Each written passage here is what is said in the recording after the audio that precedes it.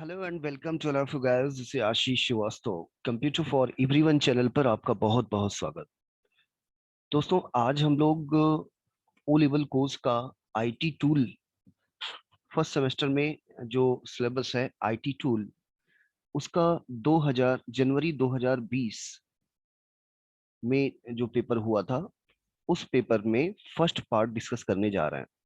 ठीक है, और ये देखिए मेरे पास ये पेपर है और this is the 2020 January paper. और यहाँ पर आप देखें तो फर्स्ट पार्ट जो होता है वो ऑब्जेक्टिव होता है, जैसे कि दिस इज पार्ट 1।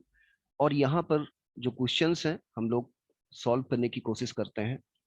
ठीक है, तो चलिए शुरू करते हैं। देखिए सबसे पहला क्वेश्चन है यहाँ पर, कौन सी दशमलव बाइनरी संख्या 1110011 के बराबर है। ठीक है, तो क्वेश्चन ये है कि यहाँ पर 1110011 जो कि बाइनरी नंबर सिस्टम के अंतर्गत है, और ये मुझे डेसिमल में कन्वर्ट करना है। राइट, तो चलिए कन्वर्ट करते हैं।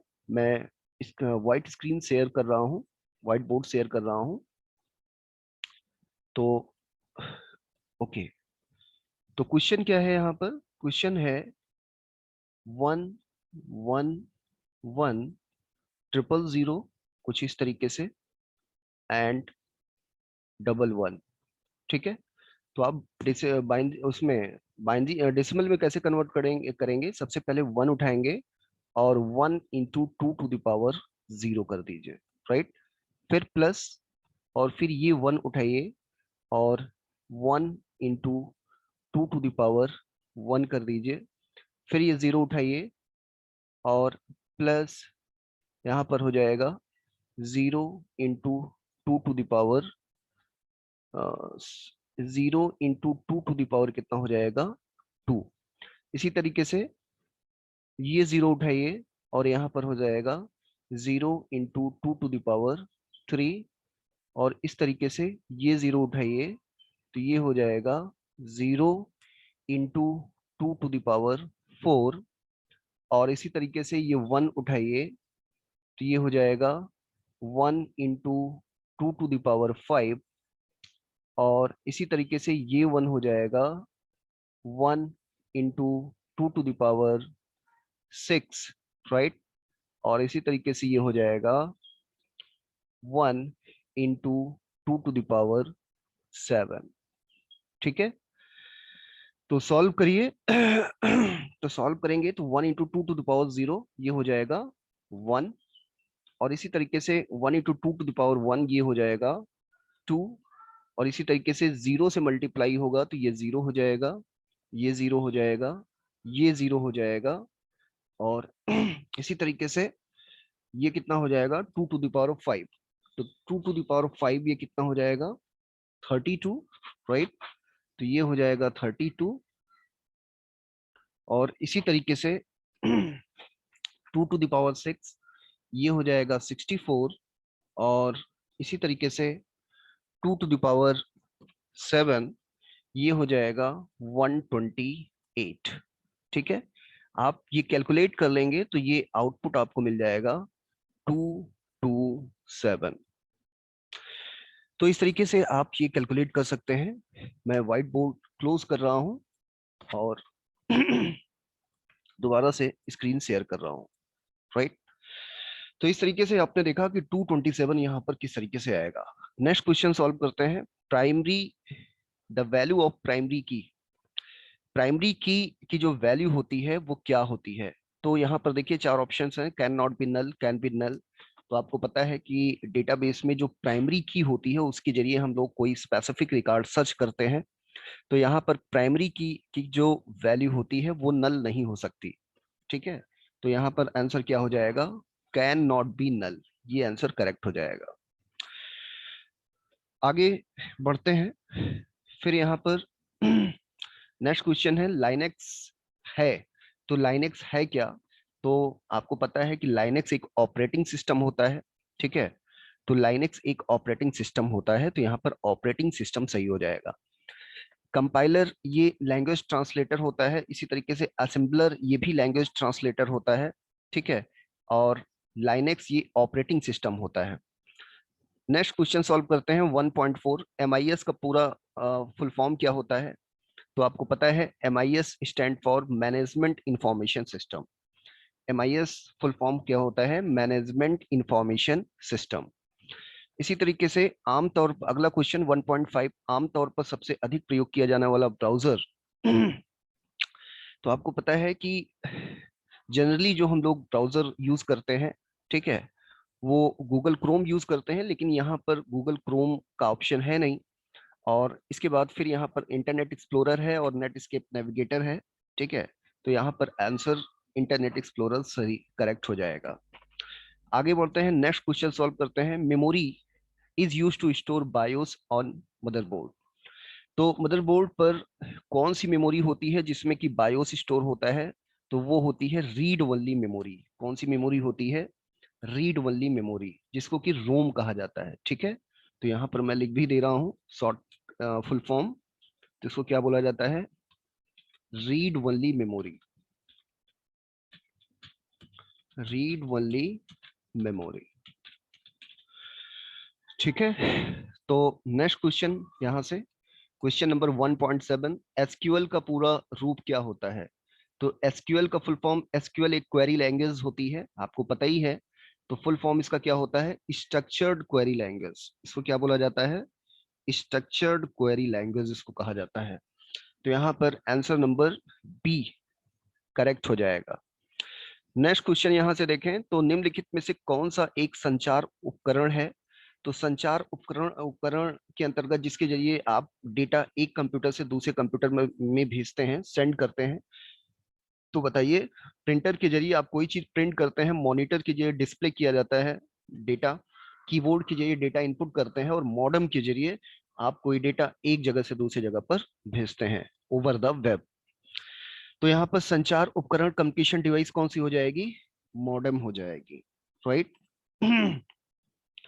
नेक्स्ट क्वेश्चन यहाँ पर देखते हैं, क्वेश्चन नंबर 1.9। माइक्रोसॉफ्ट वर्ड के फाइंड एंड रिप्लेस फीचर का उपयोग करके आप पाठ और फॉर्मेटिंग दोनों चेंज कर सकते हैं। यहाँ पर देखिए, इंग्लिश में मैं रीड कर रहा हूँ, आप लोग अगर कोई दिक्कत हो तो हिंदी में भी देख सकते हैं। Using Microsoft word find and replace, तो माइक्रोसॉफ्ट वर्ड में जो फाइंड एंड रिप्लेस ऑप्शन होता है, इसके जरिए आप यहाँ पर देखिए चार ऑप्शंस दिए गए हैं। Replace both text and formatting, मतलब टेक्स्ट एंड फॉर्मेटिंग दोनों ही रिप्लेस कर सकते हैं, या डॉक्यूमेंट रिप्लेस कर सकते हैं, या फॉर्मेटिंग ही ओनली रिप्लेस कर सकते हैं, ठीक है। या replace document name with new name, या फिर डॉक्यूमेंट नेम को आप नए नेम के साथ में रिप्लेस कर सकते हैं।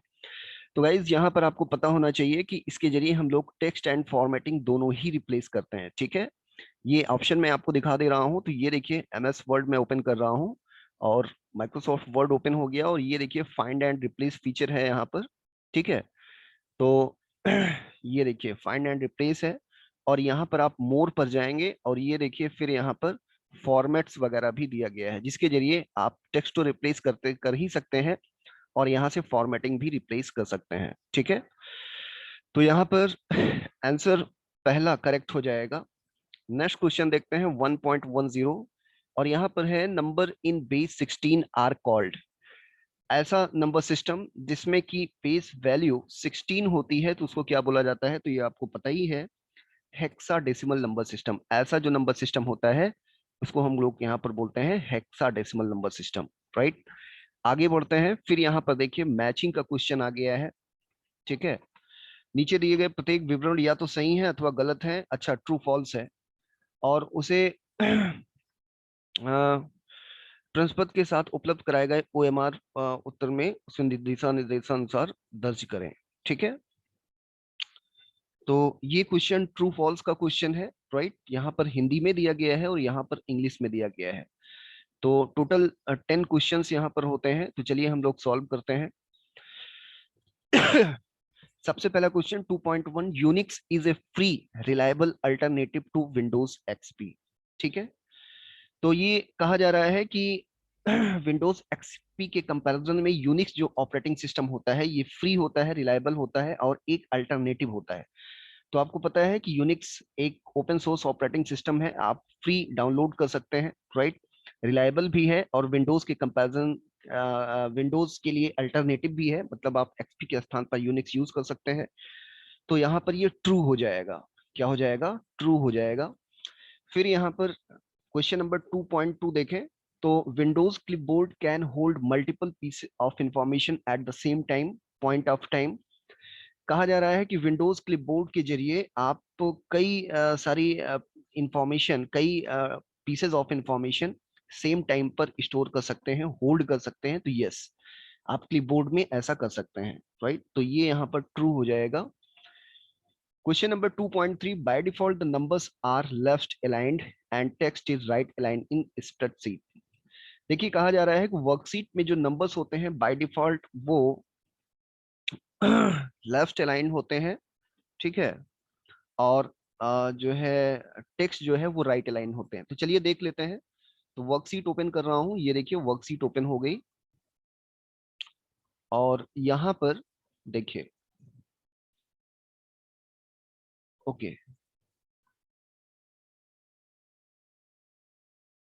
तो यहाँ पर कहा जा रहा है कि जो नंबर्स होते हैं वो लेफ्ट अलाइंड होते हैं। तो ये देखिए सेल में मैं नंबर इनपुट कर रहा हूँ, जैसे कि मैंने 25 इनपुट कर दिया तो ये राइट अलाइंड हो गया, ठीक है। तो ये गलत हो जाएगा।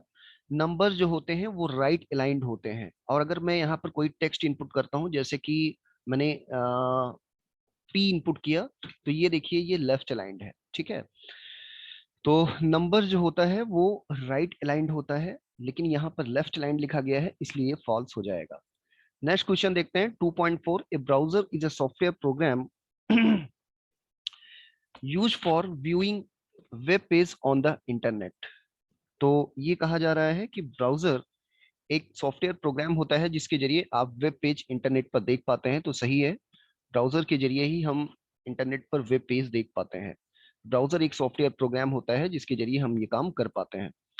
करंट टाइम में different types of web browsers हैं, जैसे कि Internet Explorer, Mozilla, Firefox, Google Chrome, right, Netscape Navigator. तो these are different different types of web browsers.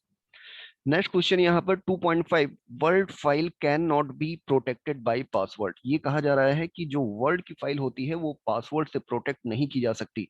तो ये गलत है, आप वर्ड फाइल में पासवर्ड प्रोटेक्शन लगा सकते हैं।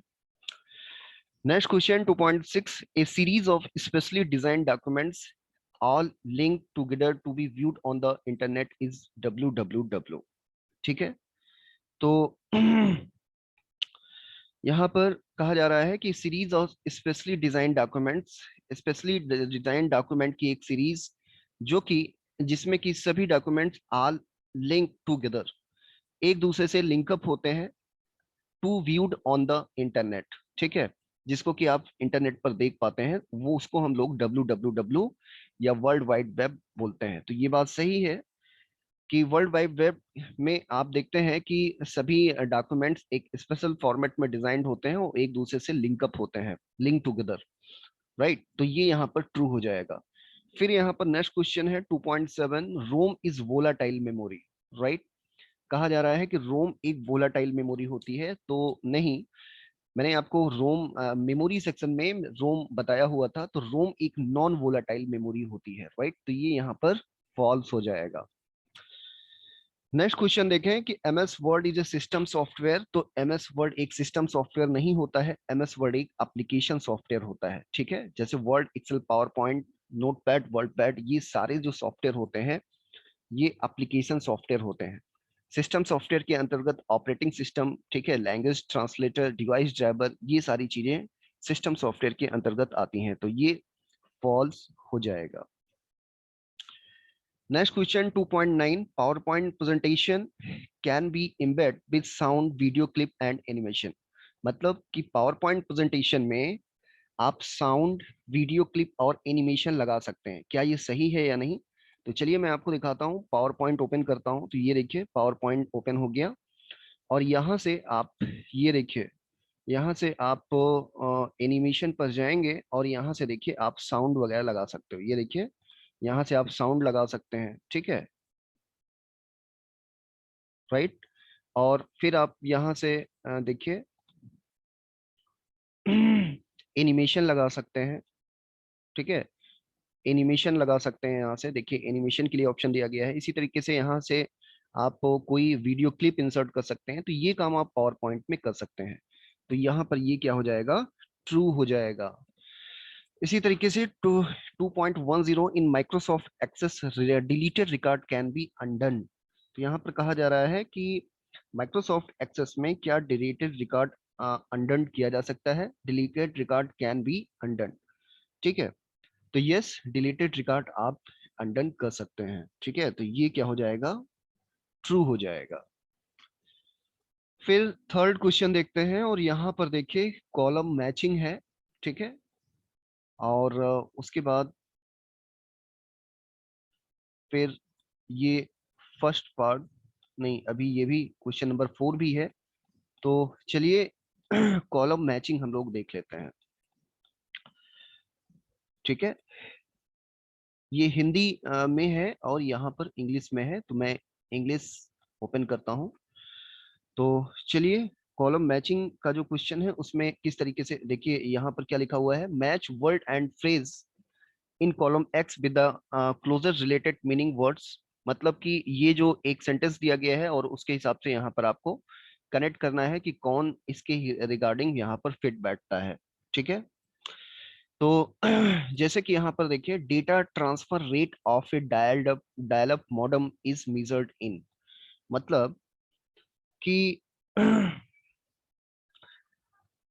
जो डायल अप मॉडेम्स होते हैं इसमें जो डेटा ट्रांसफर रेट होता है ये किस में मेजरमेंट किया जाता है। ठीक है, तो डेटा ट्रांसफर रेट जो होता है ये किस में मेजरमेंट किया जाता है बताइए। मैं ऑलरेडी बता चुका हूं कि डेटा ट्रांसफर रेट जो होता है ये हम लोग मेजरमेंट किस में करते हैं, केबीपीएस में करते हैं। किस में करते हैं, केबीपीएस में। और केबीपीएस फुल फॉर्म क्या होता है केबीपीएस का, तो यहाँ पर मैं लिख दे रहा हूँ, किलो बिट्स पर सेकेंड। इसको क्या बोला जाता है, किलो बिट्स पर सेकेंड।